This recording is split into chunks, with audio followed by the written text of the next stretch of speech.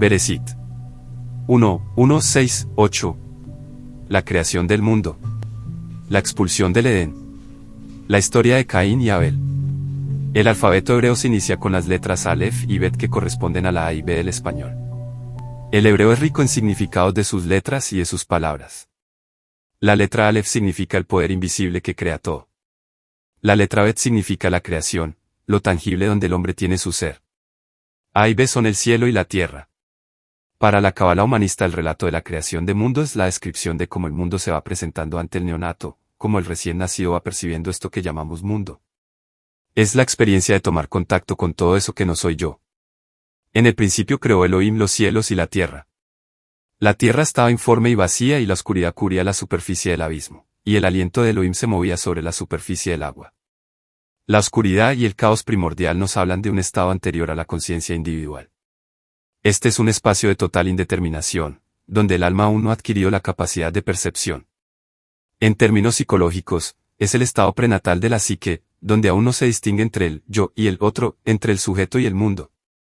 En la cábala se podría entender este momento como el Or Ein Sof, luz infinita, un estado de conciencia pura, sin distinción, donde todas las posibilidades están contenidas. Es un potencial puro, un caos primordial, que aún no ha sido separado ni clasificado. El ser humano en este punto, no es más que una semilla sin una forma definida, pero con toda la esencia de lo que será. Día 1, hágase la luz, y separó la luz de la oscuridad. Aquí comienza el proceso de individuación. El primer destello de luz simboliza el nacimiento de la conciencia. La luz no es luz física, sino la luz de la percepción, la chispa inicial que hace posible la separación entre lo que es conocido y lo que sigue oculto en la oscuridad del inconsciente. En términos de la psicología analítica este es el primer acto de la conciencia, la diferenciación entre el ser y el no ser. En la práctica esto representa el proceso de individuación, donde el individuo empieza a percibirse como algo distinto del mundo y de los demás, iniciando el viaje hacia la autocomprensión. Este día representa el primer pensamiento simbólico, la capacidad del ser para reconocer que hay algo fuera de él y que este algo puede ser comprendido. Día 2, haya un firmamento en medio de las aguas y separe las aguas de las aguas. Este día introduce la estructura psíquica. El firmamento, esa barrera o cortina, simboliza la capacidad de la psique para organizar y estructurar su interior. En esta etapa la persona empieza a diferenciar entre las emociones más instintivas y las aspiraciones elevadas. Hay una separación entre lo primario, lo instintivo, lo emocional, y lo superior, lo espiritual, lo aspiracional. Es el nacimiento de la autoobservación emocional, pero aún de manera rudimentaria, sin una estructura clara. Aquí la conciencia empieza a ser capaz de ver y distinguir sus propios estados emocionales, pero estos todavía no están completamente integrados. Día 3, que las aguas debajo del cielo se junten en un solo lugar y aparezca la tierra seca. La tierra aparece en este día como el símbolo de un terreno firme en el que se puede tomar decisiones. La tierra es el suelo interior, el espacio donde el ser puede germinar, crecer y florecer. Cuando la tierra comienza a producir vegetación, esto se refiere al potencial creativo que brota de lo más profundo de la psique. Es el momento en que surgen las primeras ideas propias cuando el ser humano comienza a conectar con un propósito de vida. Las semillas que la tierra produce, según su especie, simbolizan los primeros destellos de creatividad y la capacidad para desarrollar proyectos y metas que están alineados con la esencia del ser. Día 4, haya luminarias en el firmamento del cielo para separar el día de la noche. El sol, la luna y las estrellas representan las estructuras cognitivas que permiten la organización del pensamiento. Ya no solo se trata de reconocer el ser y el no ser, sino de establecer patrones, rutinas y ciclos que regirán la vida. Aquí la conciencia puede estructurar su experiencia como si se tratara de un reloj interior que le permite vivir de manera ordenada. Este día en particular refleja el momento en que nuestra psique comienza a tener claridad sobre los ritmos de la vida. El día y la noche, el paso del tiempo, la planificación. La conciencia ya puede establecer un orden mental y diferenciar entre las diversas áreas de su vida. Día 5, que las aguas produzcan enjambres de criaturas vivientes, y aves que vuelen sobre la tierra. En este día, el mundo emocional se anima. Las aguas representan los contenidos más profundos y subconscientes, y de ellas surgen los impulsos vitales, las emociones y la creatividad. Las criaturas del agua simbolizan las fuerzas vitales que emergen del inconsciente, como deseos e impulsos fundamentales. Las representan las ideas, aspiraciones y recuerdos que nos permiten la expresión emocional libre, la creatividad y el deseo. La psique comienza a conectar sus mundos internos y externos, lo emocional, lo racional, lo individual y lo colectivo. Día 6. Que produzca la tierra toda clase de criaturas vivientes, y hagamos al hombre a nuestra imagen y semejanza. Aquí culmina el proceso de creación.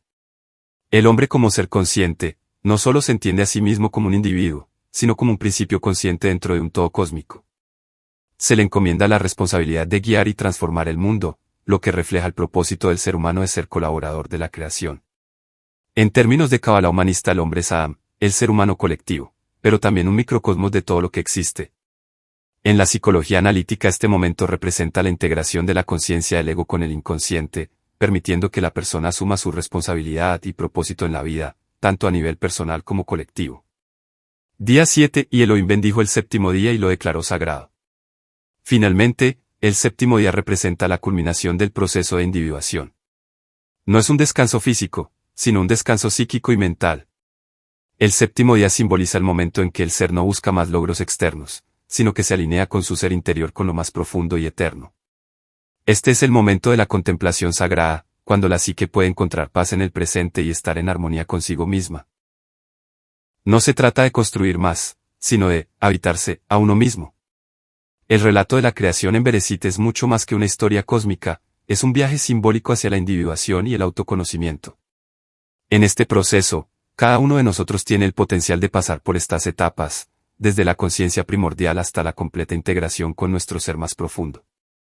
La cábala humanista y la psicología analítica nos ofrecen las herramientas para entender y vivir este proceso, donde el alma humana puede alcanzar la plena autorrealización. Adán y Eva en el jardín del Edén. La aparición del ser humano, ese animal dotado de una capacidad única para transformarse y transformar su entorno, marcó un punto de inflexión en el devenir de la creación. Con su llegada, la evolución dio un salto, la conciencia se expandió, y con ella, el potencial de dirigir el rumbo del mundo. Pero este liderazgo no fue dado gratuitamente. Para llegar a este punto, la humanidad tuvo que atravesar una profunda metamorfosis, el despertar de la conciencia, la ruptura de la unidad primordial, y el inicio de un camino marcado por la dualidad y la búsqueda de sentido. En el lenguaje simbólico del relato bíblico, este momento se representa como la estancia del ser humano en el jardín del Edén, un estado de totalidad e inocencia original. Allí, no existía ni separación ni juicio. Todo era unidad. Sin embargo, en el interior de ese humano ya latía una fuerza fundamental, el impulso evolutivo, el deseo de conocer, de explorar, de elegir. En términos de la cábala, podríamos hablar de la activación del Yetzer Hara, inclinación al mal, no como maldad, sino como motor del crecimiento y la diferenciación. De este anhelo de exploración nace la polaridad. Aparece la mujer, no como figura secundaria, sino como símbolo de la dualidad emergente, el otro, el reflejo, el complemento. El fruto prohibido representa entonces el acto fundacional del libre albedrío, la capacidad de elegir, aun a riesgo de perder la inocencia. Con la transgresión, la elección consciente de comer del fruto del árbol del conocimiento del bien y el mal, se activa la conciencia de polaridades, luz barra diagonal oscuridad, yo barra diagonal otro, bien barra diagonal mal. Nace el ego, y con él, la posibilidad de individuarse. En el centro del jardín se encuentran dos árboles que operan como mapas del alma. El árbol de la vida representa la vía de la integración, la sabiduría que permite armonizar las distintas dimensiones del ser humano. El árbol del conocimiento del bien y del mal es el espejo del mundo material, donde toda experiencia se presenta como dualidad. Comprenderlo es clave para navegar la existencia con conciencia. A partir de aquí, la conciencia humana se organiza en torno a tres principios fundamentales. 1. Salir del paraíso del inconsciente, abandonar la comodidad de la fusión indiferenciada con el todo. 2. Aceptar el conflicto interno como motor del desarrollo, reconocer que la tensión entre opuestos es condición para el crecimiento. 3. Desarrollar un yo autónomo, capaz de iniciar el camino hacia el self, la totalidad psíquica que integra tanto la luz como la sombra.